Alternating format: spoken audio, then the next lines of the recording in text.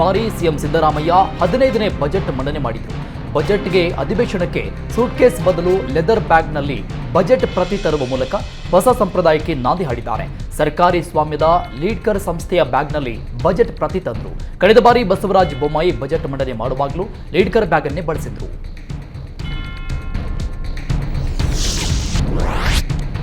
Budget ಮಂಡನೆ ವೇಳೆ CM Siddaramaiah ಕೇಂದ್ರ ಸರ್ಕಾರವನ್ನು ಟೀಕಿಸಿದರು.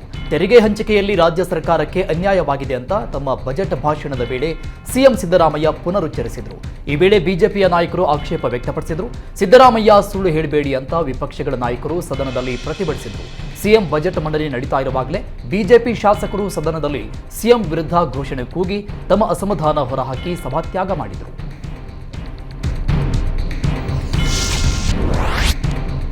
ಇಂದು ಸಿಎಂ ಸಿದ್ದರಾಮಯ್ಯ ಮಂಡನೆ ಮಾಡಿದ ರಾಜ್ಯ ಬಜೆಟ್ ವಿರೋಧಿಸಿ ವಿಪಕ್ಷಗಳು ಪ್ರತಿಭಟನೆ ನಡೆಸಿವೆ. ವಿಧಾನಸೌಧದ ಮುಂಭಾಗದ ಕೆಂಗಲ್ ಹನುಮಂತಯ್ಯ ಪ್ರತಿಮೆ ಬಳಿ ವಿಪಕ್ಷಗಳು ಪ್ರತಿಭಟನೆ ನಡೆಸಿದರು. ಮಾಜಿ ಸಿಎಂ ಬೊಮ್ಮಾಯಿ, ವಿಪಕ್ಷ ನಾಯಕ ಆರ್ ಅಶೋಕ್ ಹಾಗೂ ಬಿಜೆಪಿ ರಾಜ್ಯಾಧ್ಯಕ್ಷ ಬಿವೈ ವಿಜೇಂದ್ರ ಹಾಗೂ ಜಿಟಿ ದೇವೇಗೌಡ ನೇತೃತ್ವದಲ್ಲಿ ಪ್ರತಿಭಟನೆ ನಡೆಸಿದರು. ಪ್ರತಿಭಟನೆ ವೇಳೆ ಏನಿಲ್ಲ ಬಜೆಟ್ನಲ್ಲಿ ಏನಿಲ್ಲ ಅಂತ ಘೋಷಣೆ ಕೂಗಿ ಆಕ್ರೋಶ ವ್ಯಕ್ತಪಡಿಸಿದರು. ಸಿಎಂ ಸಿದ್ದರಾಮಯ್ಯ ಮಂಡಿಸಿದ ರಾಜ್ಯ ಬಜೆಟ್ ವಿರುದ್ಧ ಬಿಜೆಪಿ ರಾಜ್ಯಾಧ್ಯಕ್ಷ ಬಿವೈ ವಿಜೇಂದ್ರ ಕಿಡಿಕಾರಿದ್ದಾರೆ. ಇದು ರೈತ ವಿರೋಧಿ ಬಜೆಟ್ ಆಗಿದೆ. ರಾಜ್ಯವನ್ನ 20 ವರ್ಷಕ್ಕೆ ಹಿಂದಕ್ಕೆ ತೆಗೆದುಕೊಂಡು ಹೋಗುವ ಯುವಕರಿಗೆ ಯಾವುದೇ ಉಪಯೋಗವಿಲ್ಲದ ಬಜೆಟ್ ಆಗಿದೆ. ಸಿದ್ದರಾಮಯ್ಯ ಬಜೆಟ್ನ ಪವಿತ್ರತೆ ಹಾಳು ಮಾಡಿದ್ದಾರೆ. ಕೇವಲ ಕೇಂದ್ರ ಸರ್ಕಾರವನ್ನ ತೆಗಳುವ ಕೆಲಸ ಮಾಡಿದ್ದಾರೆ. ಈ ಬಜೆಟ್ನಲ್ಲಿ ಉತ್ತರ ಕರ್ನಾಟಕಕ್ಕೆ ಅನ್ಯಾಯವಾಗಿದ್ದು ಬಡವರು, ದಲಿತರು ಸೇರಿ ಎಲ್ಲರಿಗೂ ನಿರಾಸೆ ಉಂಟು ಮಾಡುವ ಕೆಲಸ ಮಾಡಿದ್ದಾರೆ. ಬರಗಾಲದಲ್ಲಿ ಯಾವುದೇ ಉಪಯೋಗವಿಲ್ಲದ ಬಜೆಟ್ ಆಗಿದೆ ಅಂತ ವಾಗ್ದಾಳಿ ನಡೆಸಿದ್ದಾರೆ. ಸಿದ್ದರಾಮಯ್ಯ ಒಳ್ಳೆಯ ಬಜೆಟ್ ಮಂಡಿಸ್ತಾರೆ ಅಂದುಕೊಂಡಿದ್ವಿ, ಆದರೆ ಕಾಂಗ್ರೆಸ್ನ ಬಜೆಟ್ ಮಂಡಿಸಿರೋದನ್ನ ಖಂಡಿಸ್ತೀವಿ ಅಂತ ವಿಪಕ್ಷ ನಾಯಕ ಆರ್ ಅಶೋಕ್ ಕಿಡಿಕಾರಿದ್ರು. ಸಿದ್ದರಾಮಯ್ಯ ಪದೇ ಕೇಂದ್ರ ಸರ್ಕಾರದ ವಿರುದ್ಧ ಗೂಬೆ ಕೂರಿಸುವ ಕೆಲಸ ಮಾಡ್ತಾ ಇದ್ದಾರೆ. ಅಧಿಕಾರ ಮಾಡೋಕೆ ಆಗಲ್ಲ ಅಂದ್ರೆ ಕೆಳಗಿಳಿರಿ. ಯಾವ ರಾಜ್ಯಕ್ಕೂ ಆಗದ ಅನ್ಯಾಯ ನಮ್ಮ ರಾಜ್ಯಕ್ಕೆ ಆಗಿದೆಯಾ? ಕೇಂದ್ರವನ್ನ ತೆಗಳಿದ್ದನ್ನ ಖಂಡಿಸಿ ವಾಕೌಟ್ ಮಾಡಿದ್ದೇವೆ. ಸಿದ್ದರಾಮಯ್ಯ ರಾಜ್ಯದ ಜನರ ಕಿವಿ ಮೇಲೆ ಹೂ ಇಡುವ ಕೆಲಸ ಮಾಡ್ತಾ ಇದ್ದಾರೆ ಅಂತ ಕಿಡಿಕಾರಿದ್ದಾರೆ.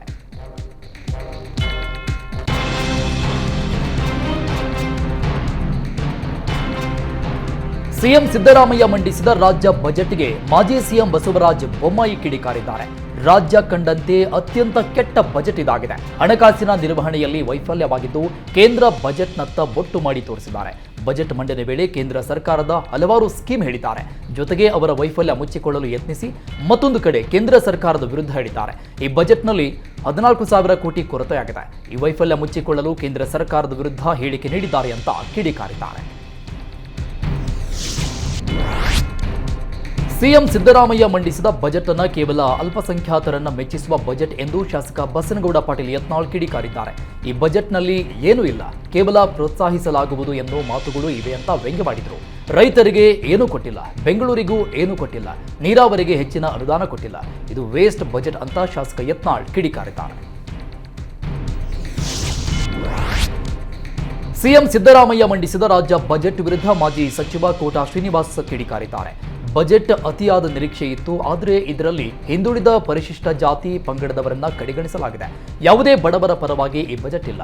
ರೈತರಿಂದ ಕಿತ್ತುಕೊಂಡ ಕಿಸಾನ್ ಸಮ್ಮಾನ್ ಯೋಜನೆ ವಾಪಸ್ ಕೊಡುವ ಪ್ರಯತ್ನ ಕೂಡ ಮಾಡಿಲ್ಲ.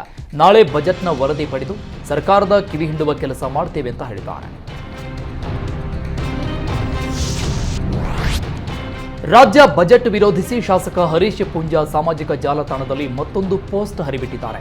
ನಮ್ಮ ತೆರಿಗೆ ನಮ್ಮ ಹಕ್ಕು, ನಮ್ಮ ತೆರಿಗೆ ನಮಗೆ ಕೊಡಿ ಎಂಬ ಕಾಂಗ್ರೆಸ್ ಹೋರಾಟಕ್ಕೆ ದಕ್ಷಿಣ ಕನ್ನಡದ ತೆರಿಗೆ ದಕ್ಷಿಣ ಕನ್ನಡಕ್ಕೆ ನೀಡಿ ಅಂತ ಪೋಸ್ಟ್ ಹಾಕಿದ್ರು. ಆದರೆ ಬಜೆಟ್ನಲ್ಲಿ ದಕ್ಷಿಣ ಕನ್ನಡ ಜಿಲ್ಲೆಗೆ ಹೆಚ್ಚಿನ ಯೋಜನೆ ಘೋಷಿಸದ ಹಿನ್ನೆಲೆಯಲ್ಲಿ ಹರೀಶ್ ಪೂಂಜಾ ಸಾಮಾಜಿಕ ಜಾಲತಾಣದಲ್ಲಿ ಮತ್ತೊಂದು ಪೋಸ್ಟ್ ಹಾಕಿದ್ದಾರೆ. ಬೆಂಗಳೂರಿನ ಅಧಿವೇಶನ ನಡೀತಾ ಇರುವಾಗಲೇ ದಕ್ಷಿಣ ಕನ್ನಡದ ತೆರಿಗೆ ಮುಸ್ಲಿಮರ ಮನೆಗೆ ಅಂತ ಪೋಸ್ಟ್ ಹಾಕಿದ್ದಾರೆ. ಸಿದ್ದರಾಮಯ್ಯ ಬಜೆಟ್ನಲ್ಲಿ ನೂತನ ಜಿಲ್ಲಾ ರಚನೆಗೆ ಆಸೆ ಇಟ್ಟಿದ್ದ ಚಿಕ್ಕೋಡಿ ಜನರಿಗೆ ಭಾರೀ ನಿರಾಸೆ ಆಗಿದೆ. 32ನೇ ಜಿಲ್ಲಾ ರಚನೆಗೆ ಚಿಕ್ಕೋಡಿ ಜನರು ಬಹುದಿನಗಳ ಬೇಡಿಕೆ ಇತ್ತು. ಈ ಬಜೆಟ್ನಲ್ಲಿ ಚಿಕ್ಕೋಡಿ ಜಿಲ್ಲಾ ರಚನೆಗೆ ಸರ್ಕಾರ ಭರವಸೆ ನೀಡಿತ್ತು. ಆದರೆ ಬಜೆಟ್ ಅಧಿವೇಶನದ ವೇಳೆ ಚಿಕ್ಕೋಡಿ ಜಿಲ್ಲಾ ರಚನೆಗೆ ಸರ್ಕಾರ ಮುಂದಾಗದಿದ್ದಕ್ಕೆ ಸರ್ಕಾರದ ವಿರುದ್ಧ ಚಿಕ್ಕೋಡಿ ಜನ ಆಕ್ರೋಶ ವ್ಯಕ್ತಪಡಿಸಿದ್ದಾರೆ.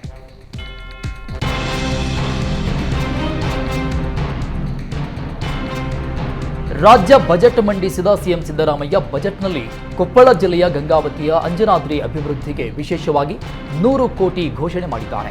ಅಂಜನಾದ್ರಿ ಅಭಿವೃದ್ಧಿಗೆ ವಿಶೇಷ ಅನುದಾನ ನೀಡಿದ್ದಕ್ಕೆ ಧನ್ಯವಾದ ತಿಳಿಸಿದ್ದಾರೆ. ಉತ್ತರ ಕರ್ನಾಟಕ, ಕಲ್ಯಾಣ ಕರ್ನಾಟಕಕ್ಕೆ ಅಭಿವೃದ್ಧಿಯ ಬಜೆಟ್ ಘೋಷಿಸಿದ್ದಾರೆ ಅಂತ ಸಂತಸ ವ್ಯಕ್ತಪಡಿಸಿದ್ದಾರೆ. ಹಲಸೂರಿನ ಐತಿಹಾಸಿಕ ಸೋಮೇಶ್ವರ ದೇವಸ್ಥಾನದಲ್ಲಿ ಕುಂಭಾಭಿಷೇಕಕ್ಕೆ ಸಾರ್ವಜನಿಕರ ವಿರೋಧ ವ್ಯಕ್ತವಾಗಿದೆ. ದೇವಸ್ಥಾನದಲ್ಲಿ ಇದೇ ಫೆಬ್ರವರಿ 19ರಂದು ಮಹಾಕುಂಭಾಭಿಷೇಕಕ್ಕೆ ತಯಾರಿ ನಡೆಸಲಾಗಿದೆ. ಆದರೆ ಅಪೂರ್ಣ ಕಾಮಗಾರಿ ನಡೆಸಿ ಕುಂಭಾಭಿಷೇಕ ನಡೆಸುವುದು ಬೇಡ ಅಂತ ಸ್ಥಳೀಯರು ವಿರೋಧ ವ್ಯಕ್ತಪಡಿಸಿದ್ದಾರೆ. ಈ ಬಗ್ಗೆ ಧಾರ್ಮಿಕ ದತ್ತಿ ಇಲಾಖೆ ಆಯುಕ್ತರಿಗೂ ದೂರು ಸಲ್ಲಿಸಿದರು. ಈ ಹಿನ್ನೆಲೆಯಲ್ಲಿ ಇಂದು ಧಾರ್ಮಿಕ ದತ್ತಿ ಇಲಾಖೆ ಅಧಿಕಾರಿಗಳು ದೇವಸ್ಥಾನಕ್ಕೆ ಭೇಟಿ ನೀಡಿ ಈ ವೇಳೆ ಸ್ಥಳೀಯರ ವಿರೋಧದ ನಡುವೆ ಆಡಳಿತ ಮಂಡಳಿ ಕುಂಭಾಭಿಷೇಕಕ್ಕೆ ತಯಾರಿ ನಡೆಸಿದೆ. ಇದರಿಂದ ಆಕ್ರೋಶಗೊಂಡ ಸ್ಥಳೀಯರು ಪರಿಶೀಲನೆಗೆ ಬಂದ ಅಧಿಕಾರಿಗಳ ಜೊತೆ ವಾಗ್ವಾದ ಮಾಡಿದ್ದಾರೆ. ಹೃದಯಾಘಾತದಿಂದ 17 ವರ್ಷದ ವಿದ್ಯಾರ್ಥಿನಿ ಹಫೀಜಾ ಮೃತಪಟ್ಟಿರುವ ಘಟನೆ ನಡೆದಿದೆ. ಪುತ್ತೂರಿನ ಸೈಂಟ್ ಫಿಲೋಮಿನಾ ಕಾಲೇಜಿನಲ್ಲಿ ದ್ವಿತೀಯ ಪಿಯುಸಿ ವ್ಯಾಸಂಗ ಮಾಡ್ತಾ ಇದ್ದ ಹಫೀಜಾ ರಾತ್ರಿ ಮಲಗಿದ್ದಲ್ಲೇ ಹೃದಯಾಘಾತದಿಂದ ಅಸುನೀಗಿದ್ದಾಳೆ. ಉಪ್ಪಿನಂಗಡಿ ನಿವಾಸಿ ಉದ್ಯಮಿ ದಾವೂದ್ ಪುತ್ರಿ ಹಫೀಜಾ ನೆಕ್ಕಿಲಾಡಿ ಕುರ್ವೇಲುನ ಮನೆಯಲ್ಲಿ ಮೃತಪಟ್ಟಿದ್ದಾಳೆ. ತಡರಾತ್ರಿಯವರೆಗೂ ವಿದ್ಯಾಭ್ಯಾಸ ಮಾಡ್ತಾ ಇದ್ದ ಹಫೀಜಾ ಮಲಗಿದ್ದ ಸ್ಥಿತಿಯಲ್ಲೇ ಮೃತಪಟ್ಟಿದ್ದಾಳೆ. ಕಾಡು ಕೋಣಗಳ ಹಿಂಡು ಕಂಡು ಚಿಕ್ಕಮಗಳೂರಿನ ಜನ ಬೆಚ್ಚಿ ಬಿದ್ದಿದ್ದಾರೆ. ರಸ್ತೆಯ ಪಕ್ಕದಲ್ಲಿ 15ಕ್ಕೂ ಹೆಚ್ಚು ಕಾಡು ಕೋಣಗಳ ಹಿಂಡು ಕಂಡು ಬಂದಿದೆ. ಚಿಕ್ಕಮಗಳೂರು ತಾಲೂಕಿನ ಬೆಟ್ಟದ ಮರಡಿ ಗ್ರಾಮದಲ್ಲಿ ಕಾಡು ಕೋಣಗಳ ಹಿಂಡು ಪ್ರತ್ಯಕ್ಷವಾಗಿವೆ. ಯಾವ ಸಮಯದಲ್ಲಿ ಯಾರ ಮೇಲೆ ದಾಳಿ ಮಾಡುತ್ತೋ ಎಂಬ ಭಯದಲ್ಲಿ ಚಿಕ್ಕಮಗಳೂರಿನ ಜನ ಹೆದರಿದ್ದಾರೆ. ಪದೇ ಪದೇ ಈ ಭಾಗದಲ್ಲಿ ಕಾಡು ಕೋಣಗಳ ದಂಡು ಪ್ರತ್ಯಕ್ಷವಾಗ್ತಾ ಇದ್ದು ತೋಟದ ಕೆಲಸ ಹಾಗೂ ಇತರ ಕೆಲಸಗಳಿಗೂ ಹೋಗಲು ಜನ ಭಯ ಪಡ್ತಾ ಇದ್ದಾರೆ. ಸ್ಥಳೀಯರೇ ಕಾಡು ಕೋಣಗಳನ್ನು ಓಡಿಸಲು ಪ್ರಯತ್ನಿಸಿದ್ದಾರೆ. ಅರಣ್ಯ ಇಲಾಖೆಗೆ ಸಾಕಷ್ಟು ಬಾರಿ ಮಾಹಿತಿ ನೀಡಿದ್ರು ಯಾವುದೇ ಪ್ರಯೋಜನವಾಗ್ತಾ ಇಲ್ಲ ಅಂತ ಅಧಿಕಾರಿಗಳ ವಿರುದ್ಧ ಆಕ್ರೋಶ ವ್ಯಕ್ತಪಡಿಸಿದ್ದಾರೆ.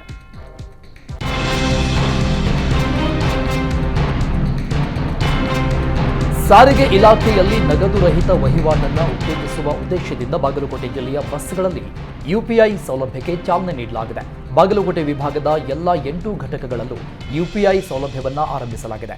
ಇದರಿಂದ ಸಾರ್ವಜನಿಕರಿಗೆ ಚಿಲ್ಲರೆ ಸಮಸ್ಯೆ, ಸಮಯದ ಉಳಿತಾಯವಾಗಲಿದೆ. ಯುಪಿಐ ಸೌಲಭ್ಯ ಜಾರಿಗೆ ತಂದ ಬಳಿಕ ವಾಯುವ್ಯ ಕರ್ನಾಟಕ ರಸ್ತೆ ಸಾರಿಗೆ ಸಂಸ್ಥೆಯಲ್ಲಿ ಇದುವರೆಗೂ 2,37,00,000 ರೂಪಾಯಿ ವಹಿವಾಟು ಮಾಡಲಾಗಿದ್ದು ಅದರಲ್ಲಿ 1,30,30,00,000 ರೂಪಾಯಿ ಯುಪಿಐದಿಂದ ವರ್ಗಾವಣೆ ಮಾಡಲಾಗಿದೆ. ಹಿಂದೂ ಜಾಗರಣ ವೇದಿಕೆಯಿಂದ ಭದ್ರಾವತಿಯ ಡಿವೈಎಸ್ಪಿ ಕಚೇರಿ ಮುಂದೆ ಗೋಹಂತಕರನ್ನ ಕೂಡಲೇ ಬಂಧಿಸುವಂತೆ ಆಗ್ರಹಿಸಿ ಪ್ರತಿಭಟನೆ ನಡೆಸ್ತಾ ಇದ್ದಾರೆ. ಹಿಂದೂ ಜಾಗರಣ ವೇದಿಕೆ ಜಿಲ್ಲಾ ಸಂಚಾಲಕ ದೇವರಾಜ್ ಅರಳಿಹಳ್ಳಿ ನೇತೃತ್ವದಲ್ಲಿ ಪ್ರತಿಭಟನೆ ನಡೆಸಲಾಯಿತು. ಭದ್ರಾ ಹೊಳೆಯ ದಡದಲ್ಲಿ ಸುಮಾರು 3 ಟನ್ನಷ್ಟು ಗೋಮಾಂಸದ ಕುರುಹುಗಳು ಸಿಕ್ಕಿದ್ರು. ಇಲ್ಲಿವರೆಗೂ ಗೋಹತ್ಯೆ ಮಾಡಿರುವ ಆರೋಪಿಗಳನ್ನ ಬಂಧಿಸಿಲ್ಲ ಅಂತ ಆಕ್ರೋಶ ವ್ಯಕ್ತಪಡಿಸಿದ್ರು. ಗೋಹಂತಕರನ್ನ ಬಂಧಿಸಿ ಕಾನೂನು ಕ್ರಮ ಜರುಗಿಸಬೇಕು ಅಂತ ಆಗ್ರಹಿಸಿದ್ದಾರೆ. ಆರೋಪಿಗಳನ್ನ ಭಾನುವಾರ ರಾತ್ರಿಯ ಒಳಗೆ ಬಂಧಿಸಬೇಕು, ಇಲ್ಲಾಂದ್ರೆ ಮುಂದಿನ ದಿನಗಳಲ್ಲಿ ಹಿಂದೂ ಸಮಾಜ ರಸ್ತೆಗೆ ಇಳಿದು ದೊಡ್ಡ ಮಟ್ಟದಲ್ಲಿ ಪ್ರತಿಭಟನೆ ನಡೆಸುತ್ತೆ ಅಂತ ಎಚ್ಚರಿಕೆ ಕೊಟ್ಟಿದ್ದಾರೆ.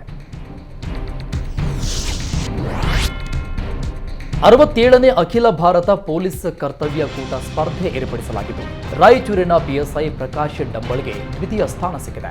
ಲಕ್ನೋದಲ್ಲಿ ನಡೆದ ಪೊಲೀಸ್ ಕರ್ತವ್ಯ ಕ್ರೀಡಾಕೂಟವು ಲಕ್ನೋದ ರೈಲ್ವೆ ಪ್ರೊಡಕ್ಷನ್ ಫೋರ್ಸ್ ಆಯೋಜಿಸಿತ್ತು. ಫೆಬ್ರವರಿ 14ರಿಂದ ನಡೆದ ಕ್ರೀಡಾಕೂಟ ಇಂದು ತೆರೆ ಬೀಳುತ್ತೆ. ದೇಶದ ವಿವಿಧ ರಾಜ್ಯದ ಪೊಲೀಸ್ ಅಧಿಕಾರಿಗಳು ಸ್ಪರ್ಧೆಯಲ್ಲಿ ಭಾಗಿಯಾಗಿದ್ದು ಕೇಸ್ಗಳ handling, lifting, scene of crime ಮತ್ತು ಪ್ಯಾಕಿಂಗ್ ಆಫ್ ಎವಿಡೆನ್ಸ್ ಹೀಗೆ ವಿವಿಧ ರೀತಿಯ ಸ್ಪರ್ಧೆಗಳನ್ನು ಆಯೋಜಿಸಲಾಗಿತ್ತು. ಸ್ಪರ್ಧೆಯ ವಿಜೇತರಾದ ಪೊಲೀಸ್ ಅಧಿಕಾರಿಗಳಿಗೆ ಆಯೋಜಕರಿಂದ ಬಹುಮಾನ ವಿತರಿಸಿ ಸನ್ಮಾನ ಮಾಡಲಾಯಿತು. ಚಿಕ್ಕಮಗಳೂರಿನ ಮೂಡಿಗೆರೆಯಲ್ಲಿ ಕಾರದ ಪುಡಿ ಗ್ಯಾಂಗ್ ಪ್ರತ್ಯಕ್ಷವಾಗಿದೆ. ಮೂಡಿಗೆರೆ ತಾಲೂಕಿನ ಮಾಳಿಗನಾಡು ಹೆಬ್ಬಾರಟ್ಟಿ ಗ್ರಾಮದಲ್ಲಿ ಈ ಘಟನೆ ನಡೆದಿದೆ. ಹೆಬ್ಬಾರಟ್ಟಿಯ ಅನಂತ್ ಹೆಬ್ಬಾರ್ ಎಂಬುವರ ಮನೆಗೆ ನುಗ್ಗಿದ 4 ದರೋಡೆಕೋರರು ಮನೆಯಲ್ಲಿದ್ದವರ ಕಣ್ಣಿಗೆ ಕಾರದ ಪುಡಿ ಎರಚಿ ದರೋಡೆ ನಡೆಸಿದ್ದಾರೆ. ರಾತ್ರಿ 8 ಗಂಟೆ ವೇಳೆಗೆ ಮನೆಗೆ ನುಗ್ಗಿದ್ದ ದರೋಡೆಕೋರರು ಮನೆ ಮಾಲೀಕನ ಕುತ್ತಿಗೆಗೆ ಲಾಂಗ್ ಇಟ್ಟಿದ್ದಾರೆ. ಮನೆಯಲ್ಲಿದ್ದ 5 ಲಕ್ಷ ನಗದು, 30 ಗ್ರಾಂ ಮಾಂಗಲ್ಯ ಸರವನ್ನ ದೋಚಿ ಪರಾರಿಯಾಗಿದ್ದಾರೆ.